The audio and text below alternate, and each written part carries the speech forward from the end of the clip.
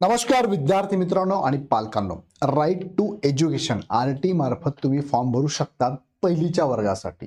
आणि फॉर्म भरल्यानंतर तुमचा जर नंबर लागला तर तुम्हाला पहिली ते 8वीचं शिक्षण टोटली मोफत असणार आहे.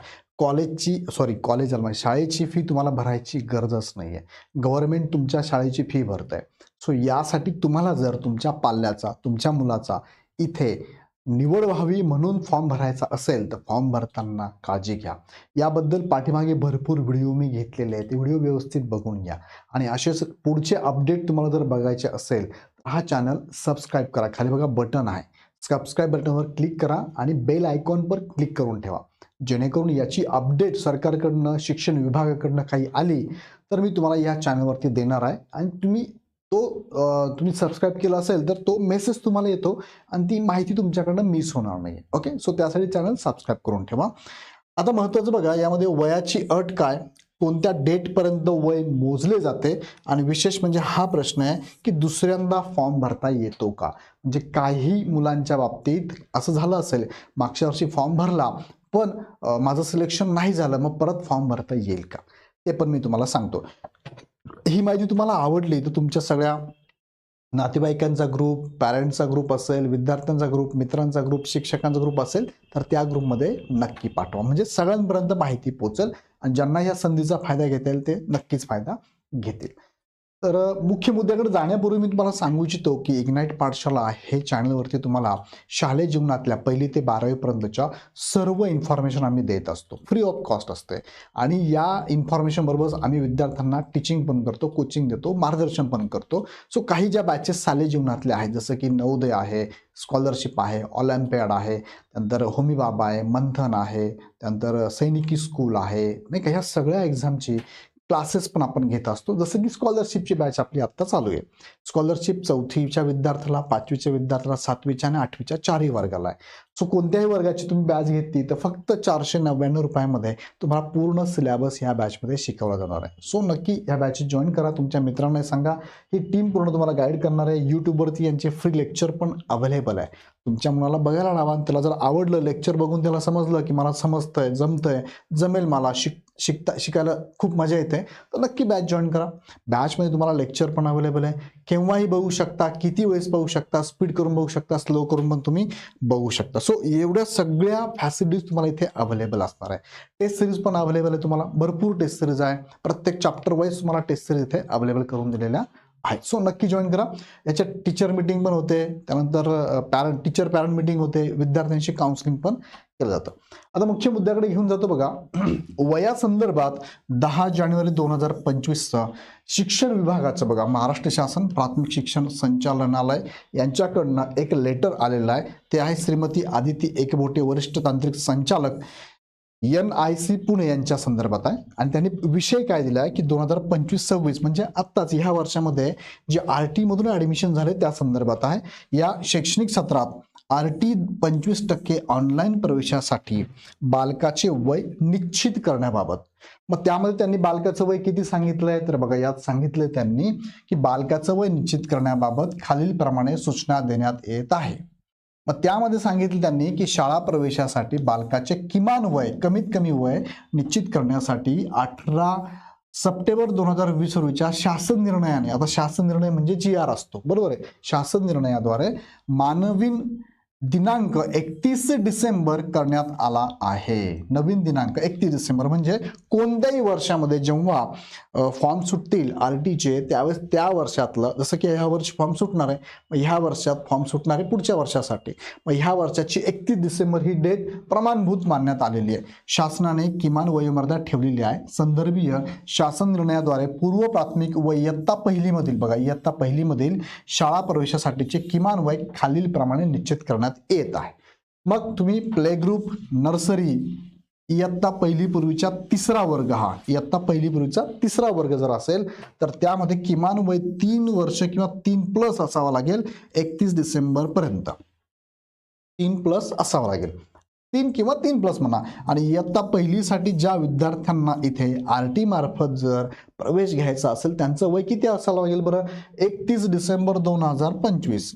31 डिसेंबर 2025 ह्या डेटपर्यंत तुमच्या ज्याला RT मधनं ऍडमिशन घ्यायचंय अशा पाल्याचं वय 6 वर्ष प्लस असावं लागेल 31 डिसेंबर पर्यंत. आता परत मुद्दा येतो, सर 6 प्लस म्हणजे कितीपर्यंत चालणार आहे? कुणाचं 7 पण झालं असेल, 7.5 चालेल का? मग त्या संदर्भात सुद्धा त्यांनी परत एक याच नोटीसमध्ये त्यांनी ऍडिशनल माहिती दिली बघा. ही माहिती आहे 2024-25 या शैक्षणिक सत्रात RT 25% प्रवेशासाठी बालकाचे वय. आता 24-25ला जे घेतलं तेच काय असणार आहे 25-26 मध्ये पण असणार आहे, बरोबर की नाही? 25-26 मध्ये पण. सो डेट तर फायनल केली 31 डिसेंबर पर्यंत, कमीत कमी वर्ष 6 असावं लागेल, 6 प्लस चालेल. पण त्याच्या पुढे किती असावं लागेल? त्याच्या अगोदरच्या वर्षात त्यांनी सांगितलंय काय 31 डिसेंबर 2024 रोजीचे किमान वय किती? 6 वर्ष कमीत कमी असावं लागेल पहिलीसाठी, बरोबर. आणि 31 डिसेंबर 2024 रोजीचे कमाल वय, कमीत कमी वय बघा, हे कमीत कमी म्हणूया आपण याला, कमीत कमी वय आणि हे जास्तीत जास्त वय या दरम्यानचं पाल्य इथे फॉर्म भरू शकतो.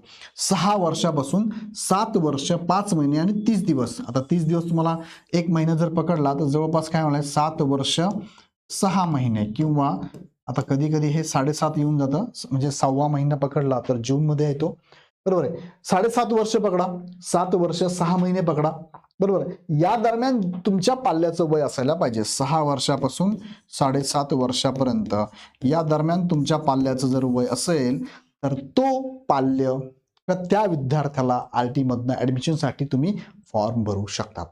मला काय सांगा, तुमच्यापर्यंत पोहोचलं असेल तर मला कमेंटमध्ये पण कळवा. अजून काही प्रश्न असेल ते पण कळवा.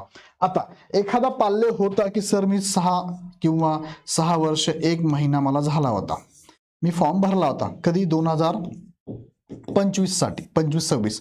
आता मी पहिली ऑलरेडी करतोय, म्हणजे मी पहिलीला आहे आता. मी काय म्हणूया आपण याला, हा पहिला एखादा विद्यार्थी जो पहिला शिकतोय, आता पहिला काय हा शिकतोय. मागच्या वर्षी त्यांनी प्रयत्न केला पण त्याचा नंबर लागला नाही, किंवा मागच्या वर्षी प्रयत्न केला होता. दोन गोष्टी, एक तर मागच्या वर्षी फॉर्म भरला होता कधी 2025 साठी, 2025 साठी ह्या वर्षासाठी फॉर्म भरला होता, जो आता पहिली ते फॉर्म भरला होता पण नंबर लागला नाही. काय म्हणूया आपण याला, नंबर लागला नाही, बरोबर आहे. फॉर्म भरला पण नंबर लागला नाही, आता मी पहिली शिकतोय. किंवा दुसरं काय म्हणू शकतो, फॉर्म भरलाच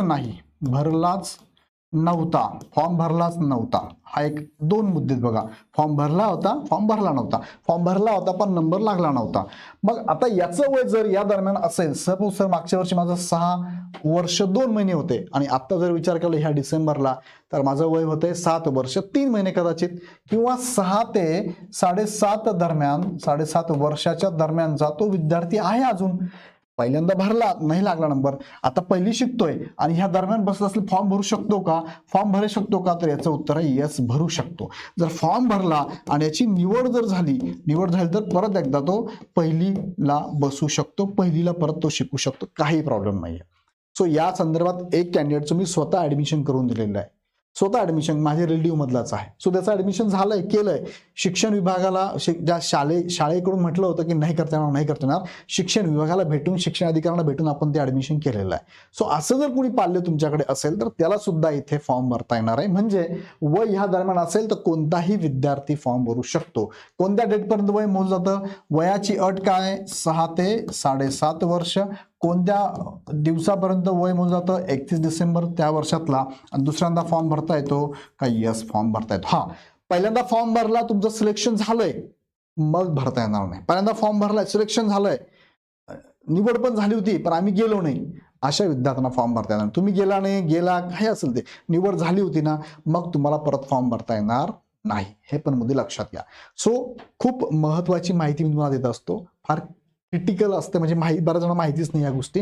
सो ऑथेंटिकेट माहिती आहे, प्रॉपर माहिती आहे. मी स्वतः हे प्रोसेसमधून गेलोय. मागच्या वर्षी मी ऍडमिशन पण केलेलं आहे. म्हणजे पहिला असणारा विद्यार्थी या वयात बसत होता, त्याचा परत फॉर्म भरला, त्याचं ऍडमिशन केलेलं आहे, झालेलं ऍडमिशन. 8वी पर्यंत फीज वाचते, लक्षात घ्या. खूप मोठी फी आहे, खूप खर्च आहे. सो हा वाचणार असेल तर नक्कीच फॉर्म भरा. आणि या संदर्भात काही अडचण असेल कमेंट बॉक्समध्ये मला टाका. आवडला तर व्हिडिओ नक्की लाईक करत चला, तुमच्या सगळ्या ग्रुपला शेअर करत चला. आणि इग्नाइट अकॅडमीचे कोर्सेस फार कमी फीमध्ये अवेलेबल आहे. हवे असेल तर नक्की जॉईन करा. त्यासाठी प्ले स्टोअरवरनं इग्नाइट पाठशाला अकॅडमीचं नाही, इग्नाइट पाठशालाचा ॲप, खाली डिस्क्रिप्शनमध्ये लिंक दिली बघा. इग्नाइट पाठशालाचा ॲप आहे, तुम्ही डाउनलोड करू शकता. हे पाठशाळाचा ॲप घेऊन तुम्ही डायरेक्टली हवी ती बॅच परचेस करू शकता. अजून काही अडचण असेल तर नक्की मला कळवा. व्हिडिओ आवडला तर लाईक करून शेअर करा आणि विशेष चॅनल सबस्क्राईब करून बेल आयकॉन क्लिक करून ठेवा. पुन्हा व्हिडिओ आपण नेक्स्ट व्हिडिओमध्ये. धन्यवाद.